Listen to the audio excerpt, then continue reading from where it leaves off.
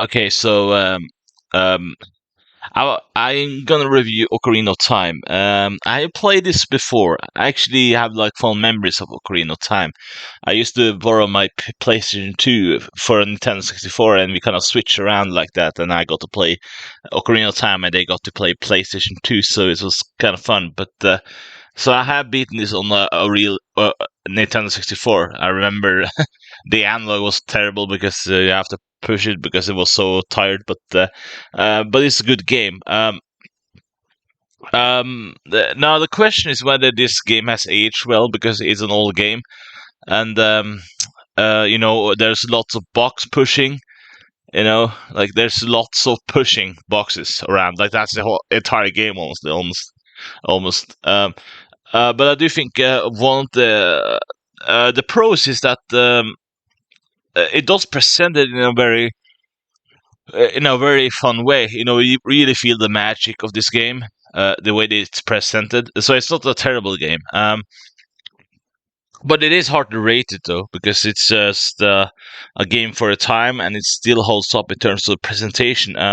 I do think it can be annoying that sometimes the game holds your hand too much. I think, like it kind of just flat out tells you what to do, and you aren't given a choice to figure out yourself. Maybe it's because the game is so primitive that they kind of felt like, okay, we gotta help the player out here or something. It's not it's not.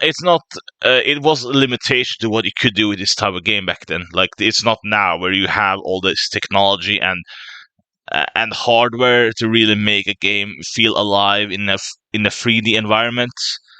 Whereas 2D was also limited back then too, but I think there was more a reason to flesh it out on a 2D game rather than 3D game, which was a very new and exciting thing back then.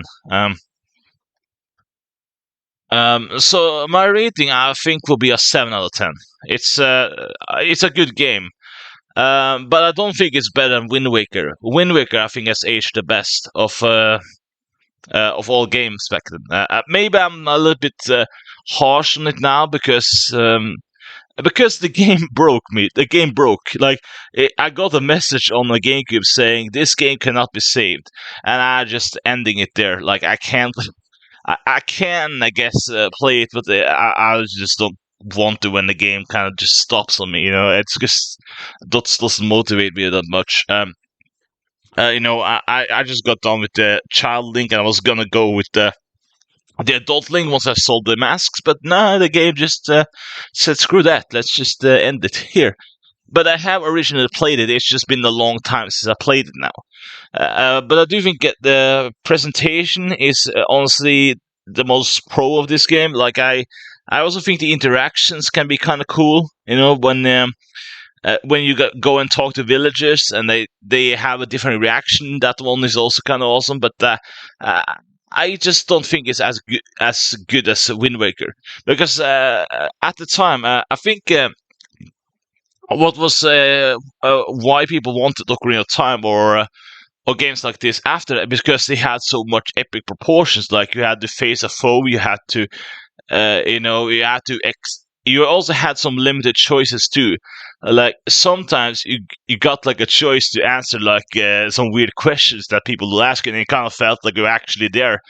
I do think I'm not sure if Zelda games does it anymore, but that's like one of the good things about Ocarina of Time. It kind of does makes you feel like you're actually participating or being part of that world when they ask a question that you kind of personally answer, and it kind of does feel like you're very involved, even though it's very limited. But it's still kind of cool that they do give you the option of that. Like that's something that that's one example of a good game in my view, when they make you interact with choices.